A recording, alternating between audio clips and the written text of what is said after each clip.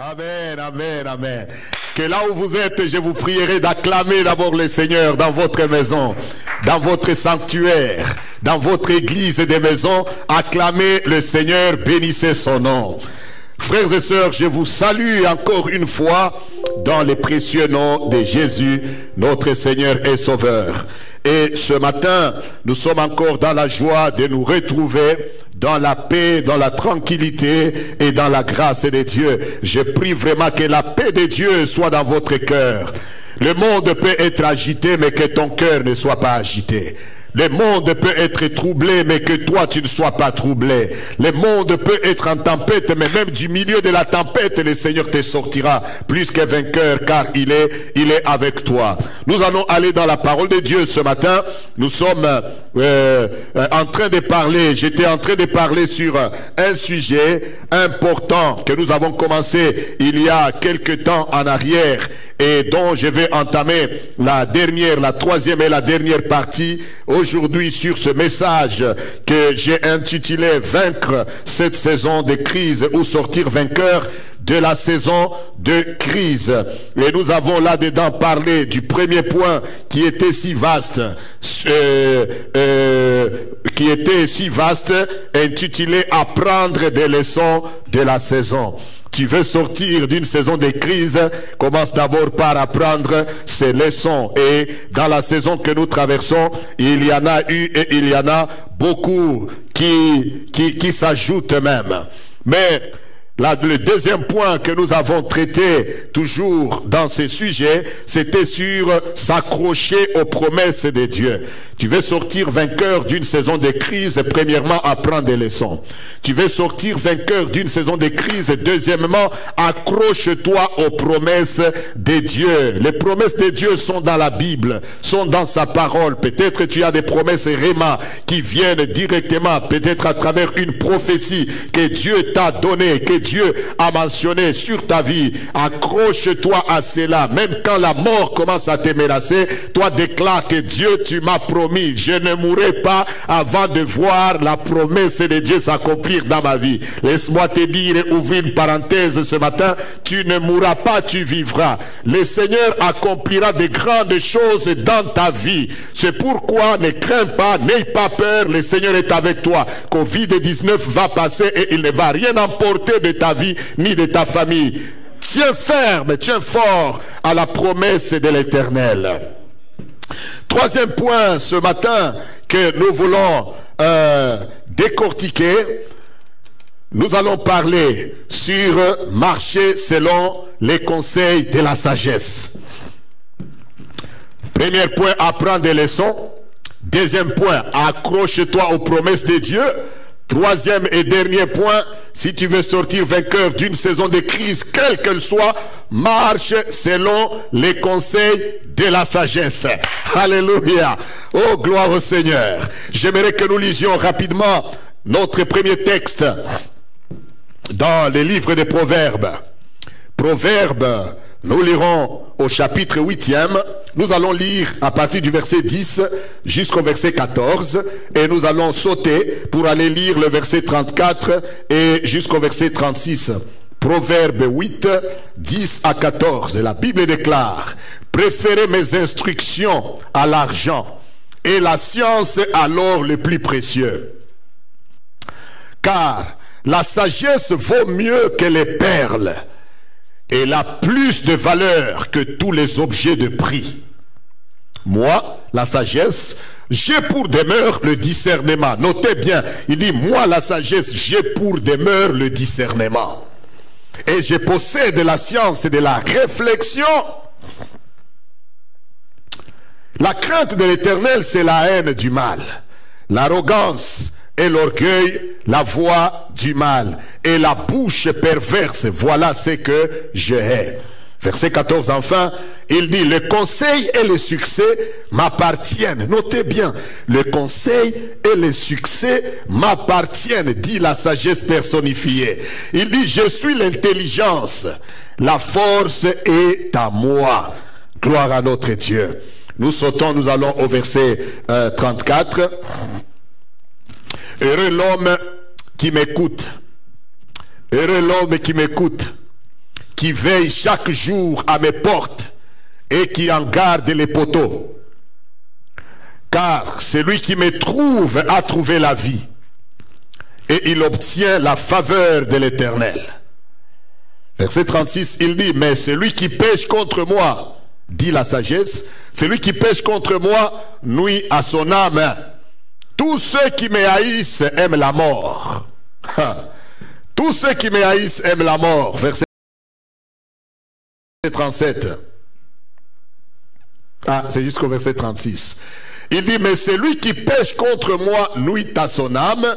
Tous ceux qui me haïssent aiment la mort. Gloire à notre Dieu. Frères et sœurs, comme je le disais, c'est notre troisième point dans cette série de messages. Troisième et dernier point. Tu veux sortir d'une saison de crise. Dieu ne nous révèle pas ces choses pour écrire. Nous pouvons en écrire des livres, mais Dieu nous les révèle pour que ça change votre vie. Dieu nous les montre, Dieu nous les enseigne. Dieu me les enseigne pour que ça change ta vie. Premier point, apprends des leçons de la saison. Deuxième point, accroche-toi aux promesses de Dieu. Troisième point, quand tu es dans une saison de crise, eh bien, suis les conseils de la sagesse. D'ailleurs, à titre d'exemple, la période que nous sommes en train de traverser dans cette saison de Covid-19, elle est pleine de conseils. Cette saison est pleine de conseils. On nous dit, regardez même les publicités à la télé, partout. Dans vos téléphones, vous ouvrez YouTube et il y a un message, une publicité qui passe tout le temps. C'est un conseil. Il dit restez chez vous, restez chez vous. Restez chez vous, pourquoi? Parce que c'est un conseil selon les connaisseurs du domaine. Pour mettre fin à cette saison, il faut que chacun reste d'abord confiné chez soi. C'est difficile, c'est compliqué, mais c'est un conseil de la sagesse dans cette saison. C'est un conseil important. Dans chaque période de crise que quelqu'un traverse, eh bien, il y a toujours un conseil. Il y aura toujours des conseillers que Dieu met sur ton chemin. Et tu es en train de traverser des temps difficiles. Bien-aimé, Dieu mettra toujours devant toi quelqu'un. Notre Dieu est bon. Dieu mettra toujours devant toi quelqu'un qui a un conseil à te prodiguer. Mais la plupart des gens n'écoutent pas les conseils que l'on leur prodigue. À plus forte raison des conseils donnés par nous les hommes de Dieu. Ou des conseils donnés par les gens qui sont dans un domaine quelconque, comme je viens de donner cet exemple. En cette période, les gens du domaine sanitaire nous disent de rester chez nous, nous obéissons.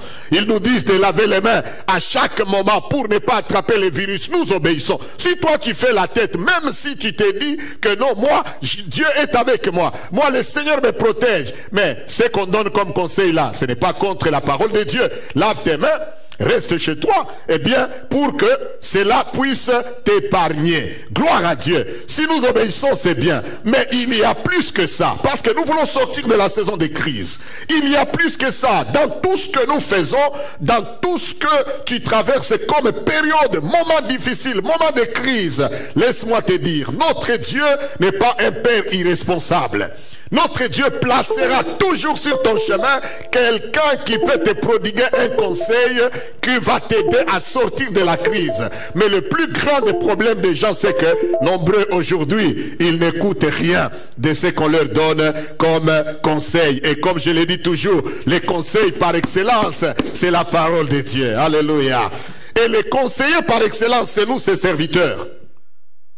C'est pourquoi j'aimerais que nous puissions aller plus loin en disant, comme Dieu suscite toujours des gens qui prodiguent des conseils, ça veut dire qu'il y aura toujours un conseil approprié qui te sortira de la crise. Ça veut dire aussi qu'il y aura toujours quelqu'un de sage que Dieu mettra sur ton chemin. Avant d'aller plus loin, je voudrais souligner ceci. Quand vous lisez dans la parole de Dieu, David, le roi David traversait des moments difficiles à un moment de sa vie. Il est sur la royauté, il est sur le trône, il est assis sur le trône, et le voici, son fils, son propre fils, s'élève contre lui, Absalom. Absalom s'élève contre son père David et il veut le renverser. David fuit. David sort de la ville et son peuple, ceux qui étaient pour lui, l'ont suivi. David est parti. Absalom est entré à Jérusalem. Il s'est assis sur le trône de son père. Avec l'approbation des hommes, mais pas l'approbation de Dieu. Il s'est assis sur le trône de David, son père, et le voilà qui commence à régner. Mais là où David est parti, la guerre s'est engagée parce qu'on a conseillé, on conseille Absalom, on dit, mais il faut le poursuivre et le tuer, comme ça tu affermis davantage ton trône. Nous voyons Absalom d'un côté, il y a des gens qui le conseillent, David aussi de l'autre côté, il a des gens qui le conseillent. Eh bien, ils sont entrés dans la guerre. Là où réside mon problème, c'est ici. Ils entrent en guerre, l'armée de David contre l'armée de son fils Absalom. Ils se sont affrontés et en fin de tout, Absalom a été renversé. Absalom est tué sur le champ de bataille. David rentre à Jérusalem. David a remporté la bataille. Mais il n'était pas content de cette victoire. Il se met à pleurer. Il se met à faire le deuil de son fils, celui qui l'a renversé sur le trône. David commence à pleurer. Oh mon fils Absalom, Absalom mon fils. La confusion entre dans le camp de David. La Bible dit que les militaires sont entrés dans la ville d'une manière subtile, d'une manière en catimini, comme des gens qui avaient fait quelque chose de honteux. Alors comme la confusion est entrée, j'aime un homme, Joab. Joab, qui était le général de l'armée de David, vient conseiller David. Alléluia. Il vient conseiller David, frères et sœurs. Dans la vie, tu dois ou tu peux avoir des gens qui te conseillent, mais pas n'importe qui. Des foyers se renversent parce que vous avez la crise et vous vous mettez à vous faire conseiller par n'importe qui. Des vies, la vie des jeunes gens se détruit parce qu'ils se mettent à être conseillés par n'importe qui. Choisis quelqu'un qui doit te conseiller. Si ce n'est pas la parole de Dieu, si ce ne sont pas nous les hommes de Dieu, choisis bien celui qui doit te conseiller. David, quand la crise, il pouvait basculer d'une crise à l'autre, mais heureusement, un homme comme Joab est venu le conseiller. Il dit, tu sèmes la confusion dans le camp de l'armée. Et je t'ai dit, il lui a donné une parole qui m'a beaucoup plu. Il dit, tu dois sortir maintenant et parler à ces peuples. Sors maintenant et parle au cœur de ces peuples. Arrête de pleurer, sors, parle au cœur de ces peuples. Sinon, demain matin, il n'y aura plus personne qui va te rester. Ce qui veut dire que David pouvait basculer d'une crise avec Absalom à une autre crise de son propre armée s'il n'avait pas écouté les conseils.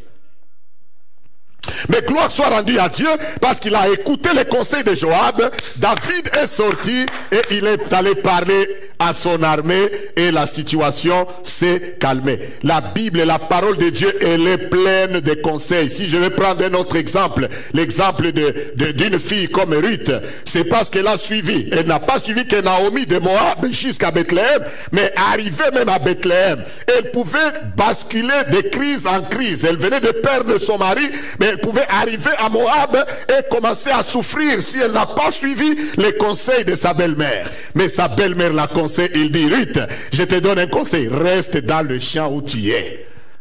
Oh, alléluia. Reste dans le champ où tu es. Bien-aimés frères et sœurs, ce matin, je suis juste en train de mettre un accent sur le fait d'écouter ou de marcher selon les conseils des sages.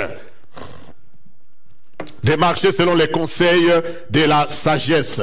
Parce que dans la période que nous traversons, nous allons découvrir aussi les conseils que le Seigneur nous donne dans ces moments. Au moins, nous sommes tous d'accord que la période que nous traversons, beaucoup de gens, dès que cette crise a commencé, même jusqu'à maintenant, nous disons que ce sont les signes des temps. Nous disons que ce sont les signes des temps. Ce qui arrive maintenant, cette pandémie, ce sont les signes de la fin des temps. Ce sont les signes du retour du Seigneur. Nous disons que ce sont les grands de ce monde qui sont en train de mettre sur pied le nouvel ordre mondial. Il y a des gens qui parlent de la date, je ne sais pas moi, du 14 mai ou du 15 mai, qu'il y aura une annonce qu'on va donner par les grands de ce monde. Quelqu'un a promis qu'il va donner l'annonce qui a trait au nouvel ordre mondial. Donc, Frères et sœurs, nous sommes en train d'aller lentement, mais sûrement, tous d'un commun accord. Nous comprenons que nous sommes vraiment dans les signes de la fin de temps. Le Seigneur revient bientôt. Comme le Seigneur revient, alors il y a des conseils appropriés en cette saison. Dis d'abord Amen là où tu es. Il y a des conseils appropriés à la saison dans laquelle nous sommes. Nous allons rentrer à notre texte de base, à notre texte que nous avions lu il y a un temps en arrière. Et je vais parler des 4 conseils que le Seigneur nous donne pendant ces temps de la fin des temps, pendant ces temps des signes des temps qui commencent à se montrer, qui commencent à se révéler. Nous lisons rapidement dans le livre de Luc, l'évangile selon Luc. Luc chapitre 21, et nous allons lire à partir du verset 28. Nous lisons d'abord le verset 28 qui nous concerne. Luc 21, 28. Écoutez bien ceci, peuple de Dieu. Luc 21, 28. Jésus, après qu'il ait donné les signes des temps, après qu'on lui ait posé la question sur la fin des temps, voici ce qu'il a. Il a décrit les choses qui arriveront. Et puis il dit, quand ces choses commenceront à arriver, quand ces choses commenceront à arriver, la première des choses, Jésus dit, redressez-vous et levez vos têtes. Alléluia! Quand ces choses commenceront à arriver, premier conseil, redresse-toi et lève ta tête, parce que votre délivrance est proche. Je vais m'arrêter là pour l'instant. Quand ces choses commencent à arriver, quel est le conseil à suivre? Quel est le conseil de la sagesse? Quand tu vois Covid-19, quand tu vois cette pandémie, quand tu vois cette crise, quand tu vois des choses qui commencent à arriver, je viens de te dire, suis les conseils de la sagesse. Même dans ta propre vie, tu veux sortir d'une saison de crise, suis les conseils de la sagesse. Et dans ces moments, pour que nous sortions vainqueurs, le premier conseil que le Seigneur nous donne, il dit, quand vous commencez à voir ces choses qui arrivent, premier conseil, redressez-vous. Ne restez plus courbés. Alléluia. Ne restez plus courbés. Redresse-toi et lève ta tête. C'est pour dire, bien-aimés frères et sœurs, ça ce n'est plus le temps de rester courbé. Ça ce n'est plus le temps de rester incliné. Ça c'est le temps de se redresser. Toi qui étais courbé, toi qui étais sur un chemin tortueux, ceci est le moment de te redresser, de marcher maintenant droit dans tes bottes. De marcher maintenant tout droit dans la pensée de Dieu. Je prêche souvent, et vous m'avez déjà entendu prêcher là-dessus, sur la femme que le Seigneur avait redressée. Alléluia. La femme, toujours dans l'épître, dans l'évangile selon Luc, il y a une femme qui était entrée dans la synagogue. La Bible dit qu'elle était courbée. Depuis plusieurs années, le Seigneur la redressa. Un message, pas seulement pour la guérir elle, mais pour montrer aussi aux autres, aux gens, que l'heure est arrivée. L'heure où ceux qui étaient courbés doivent se redresser. L'heure où ceux qui étaient inclinés doivent maintenant être droits. L'heure où toi qui faisais des choses courbées, redresse-toi. Le Seigneur te donne la chance pour que rien ne te surprenne. Pour que rien ne te surprenne, marche droit devant Dieu. Il dit levez vos têtes.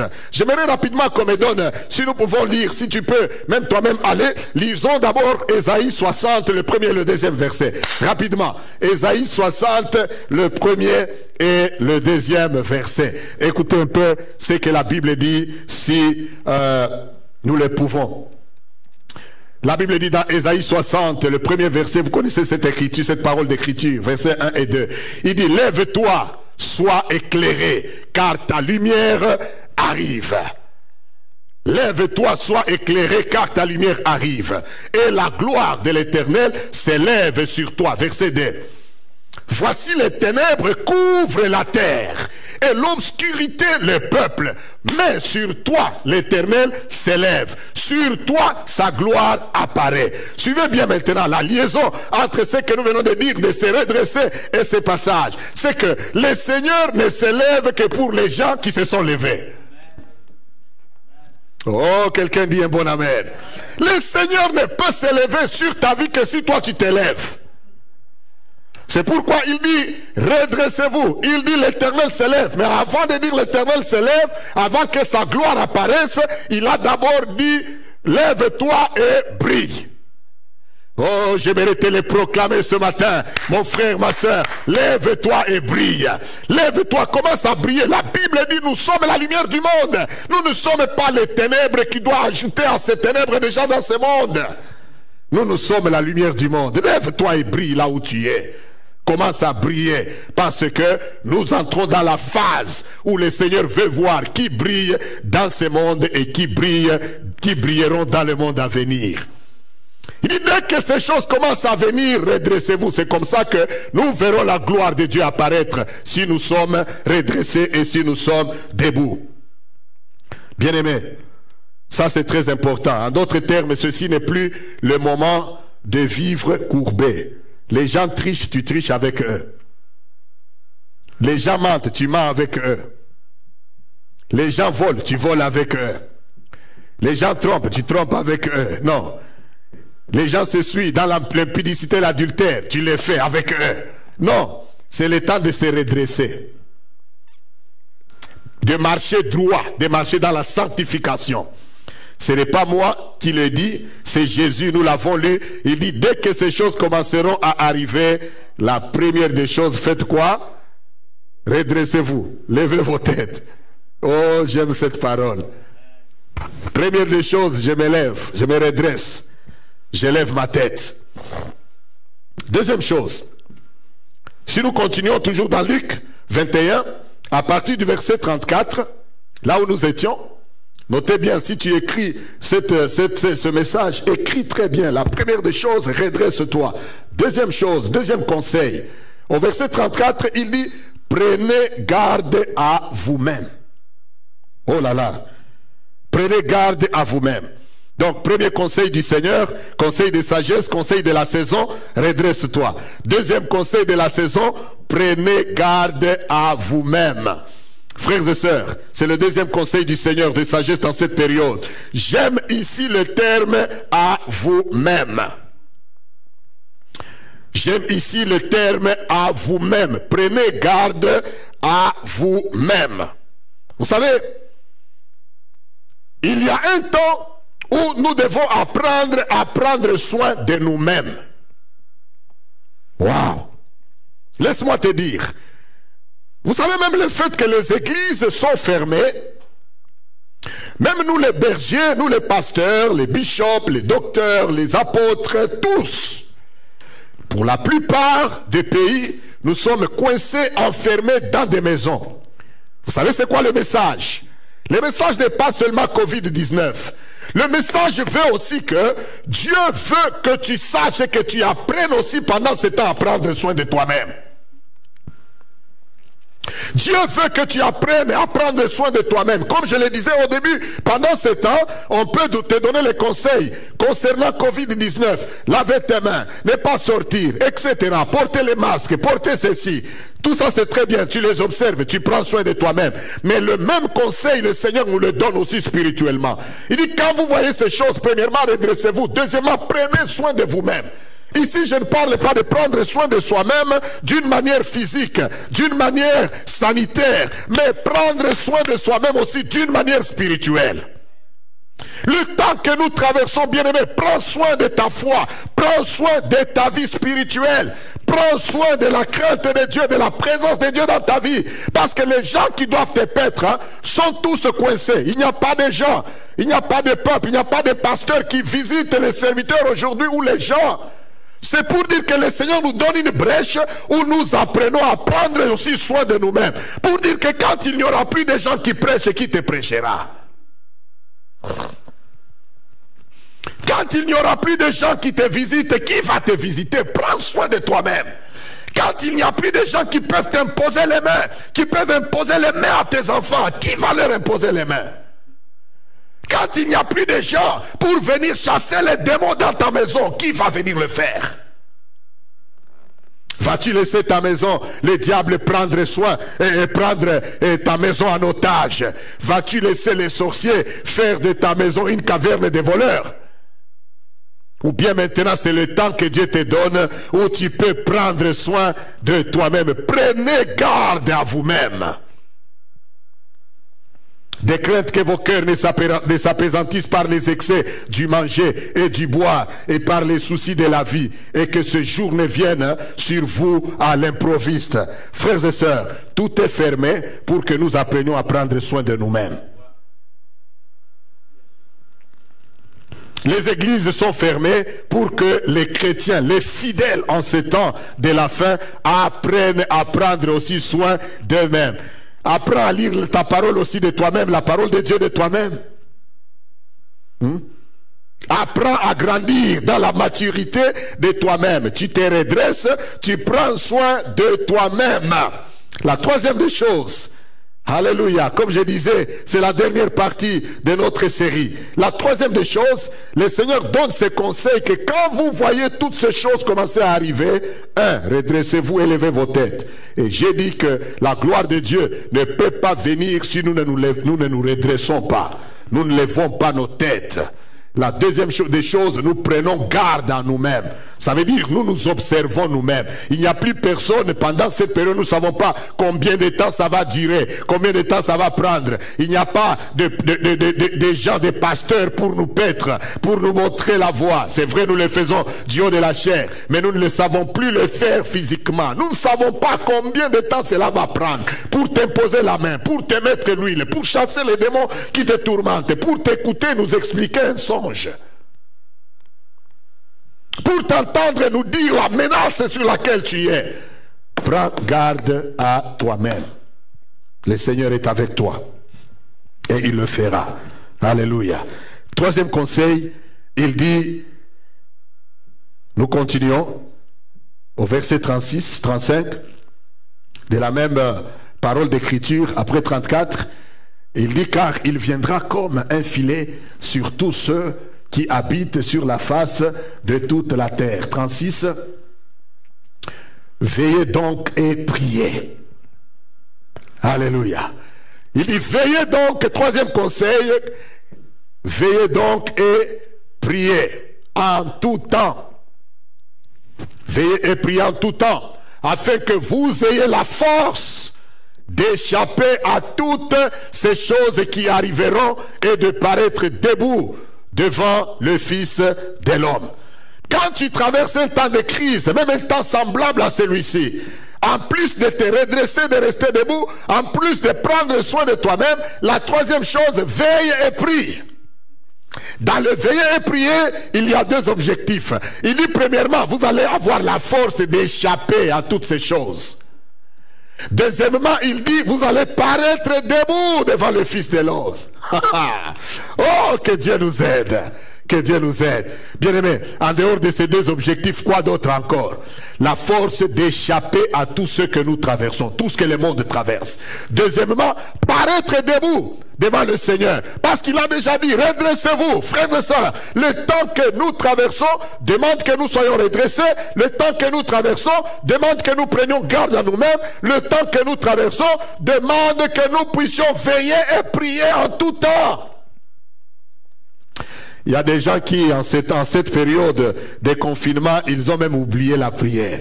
D'autres oublient même le programme de prière. Parce que pour eux, prier, c'est seulement venir au temple et commencer à prier. Quand ils regardent le frère qui prie, lui aussi, il est stimulé, il commence à balbutier des paroles. Non.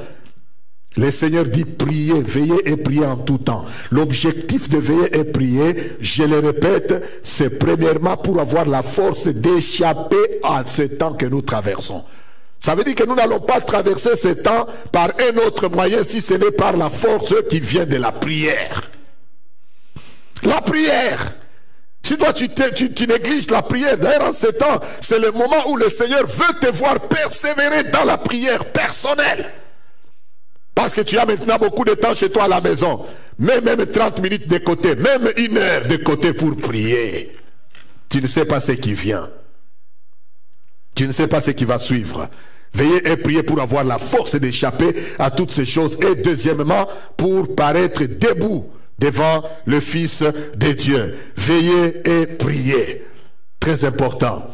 Je ne sais pas comment est ta vie de prière, parce que tu veux sortir d'une crise. Je ne parle pas que de la crise actuelle, je parle même de toute autre crise dans ton foyer, dans ton mariage. Tu traverses des moments difficiles, pourquoi ne pries-tu pas? Pourquoi vous ne priez pas ensemble, mari et femme, pour la crise que vous traversez? Pourquoi vous n'avez pas le courage de vous asseoir et de commencer à prier et voir si ça ne marche pas, pour avoir la force d'échapper à tout ce que vous traversez là? C'est ça que la Bible dit. C'est Jésus qui l'a dit. Pour avoir la force d'échapper aux menaces de divorce qui vous hantent. Veillez et priez. Que Dieu nous aide. Et enfin, il y a une autre chose. Et je vais terminer là. Pour sortir de cette crise ou de cette saison, il n'y a pas que ce que je venais de dire, mais il y a aussi une dernière chose. La Bible dit, dans le dernier passage, nous continuons la lecture, 36 et 37, jusqu'à la fin. La Bible nous dit, pendant les jours, Jésus enseignait dans le temple et il allait passer la nuit à la montagne appelée montagne des Oliviers, 38. Et tout le peuple, dès le matin, se rendait vers lui dans le temple pour l'écouter. Ça, c'est la quatrième chose que j'ajoute. Si nous voulons sortir de la crise, quelle qu'elle soit, d'une saison difficile, la quatrième chose, rendons-nous à Jésus dès le matin. Rendons-nous à Jésus dès le matin. En d'autres termes, rendons-nous à Jésus dès le matin comme ses disciples. La Bible dit, tout le peuple, dès le matin, il se rendait vers lui. Parce que lui, il descendait de la montagne, avec la puissance qu'il venait de passer du temps dans la prière devant son Père. Quand il descendait, le peuple accourait avec les disciples, ils accouraient vers lui. C'est comme ça qu'ils réussissent ou qu'ils vont réussir à échapper aux temps difficiles. J'aimerais dire à quelqu'un ce matin, frères et sœurs, nous ne savons pas combien de temps les temps difficiles peuvent durer, même personnellement, dans nos propres vies, dans tout ce que nous traversons. Mais une chose est importante, nous nous redressons, nous prenons garde de nous-mêmes, nous veillons et nous prions, mais chaque jour, à chaque instant, dès le matin, rendons-nous à Jésus. En d'autres termes, prenons notre vie, mettons-la dans les mains du Seigneur. Prenons notre vie, rendons-nous au Seigneur pour dire, nous t'appartenons. Ne te rends pas aux hommes, rends-toi à Jésus. Je t'exhorte au nom du Seigneur, toi qui m'entends, toi qui m'écoutes, même après ce temps, rends-toi à Jésus, rends ta vie à Jésus dès le matin. Consacre-toi à Dieu, donne-toi au Seigneur. Ça, c'est le moment de te rassurer que ta vie est dans les mains du Seigneur. De te rassurer que tu appartiens à Jésus. Parce que savez-vous, dans ce monde, il n'y a que deux appartenances, il n'y a que deux camps. Ou tu appartiens à Jésus, ou tu appartiens à Satan. Il n'y a pas le in-between. Il n'y a pas le entre les deux. Non. Ou tu appartiens à Dieu et tu le sais, ou tu appartiens à Satan et tu le sais. C'est pourquoi la Bible nous dit, dès le matin, il se rendait à Jésus. Nous qui appartenons à Jésus, rendons-nous à lui dès le matin. Même littéralement, dès le matin, ça veut dire, dès le matin, nous commençons à prier. Mais dès le matin, il y a aussi le matin de la vie. Il y a aussi le matin de la vie. Dès le matin, tu es encore jeune. C'est le matin de la vie. Rends-toi à Jésus. Dès le matin, c'est le matin de votre mariage. Dès le matin, rendez votre mariage à Jésus.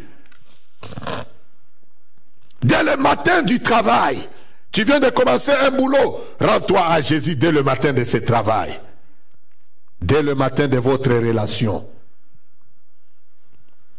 Dès le matin de ces temps difficiles, rendez-vous à Jésus. Alléluia. Dès le matin, même littéralement, nous prions chaque matin durant ce temps.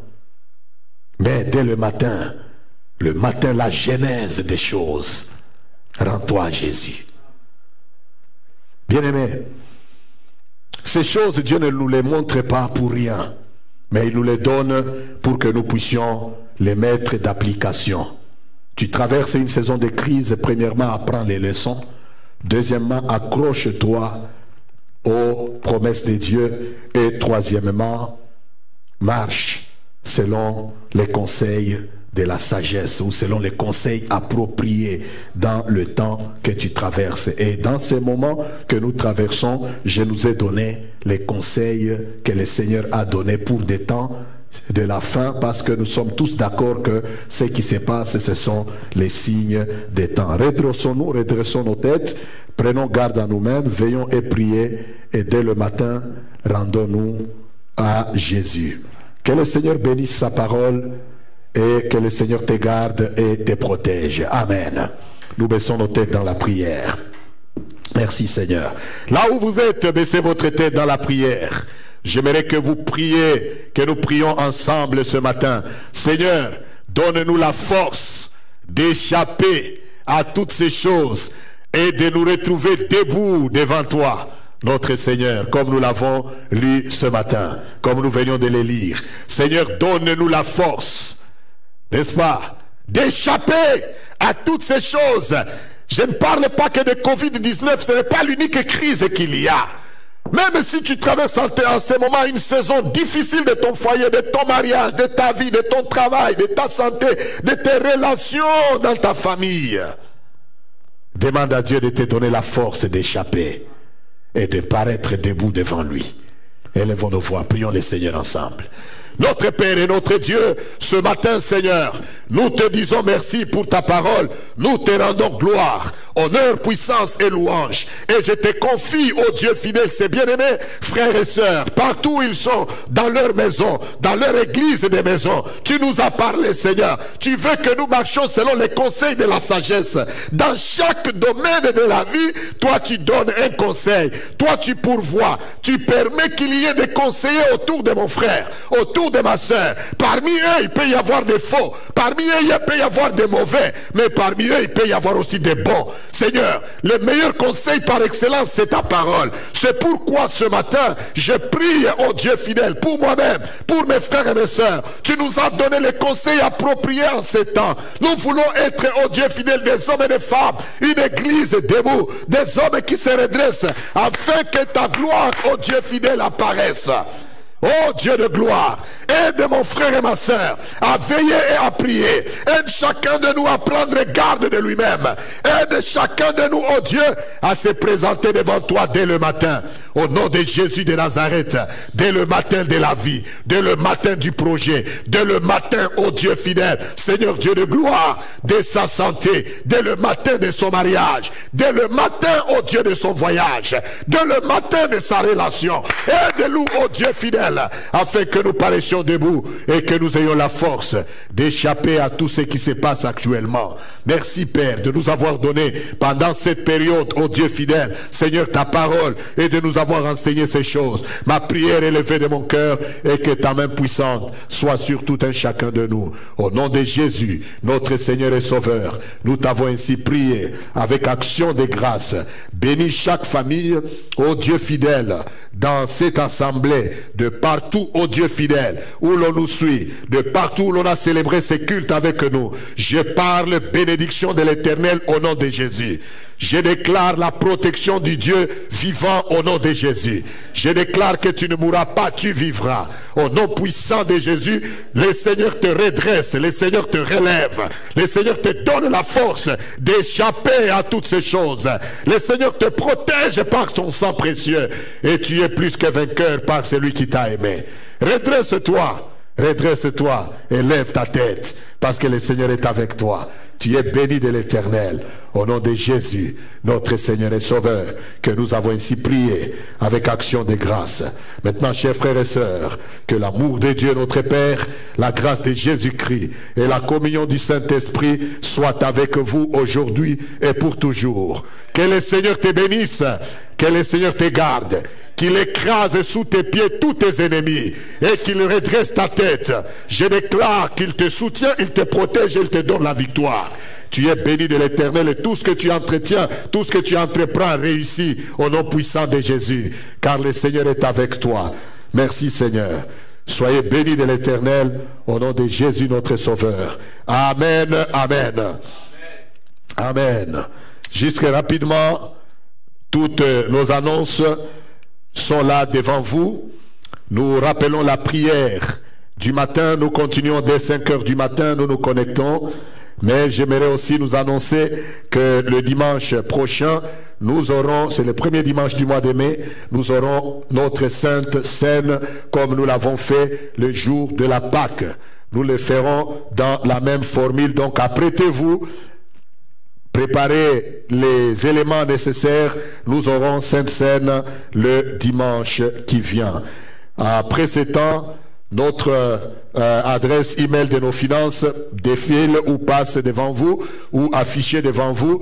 Vous allez et vous donner votre dîme et votre offrande pour contribuer à la bonne marche du Seigneur. Du reste, que le Seigneur vous bénisse et qu'il vous donne une bonne semaine. Que Dieu soit avec vous. Bon dimanche à tous.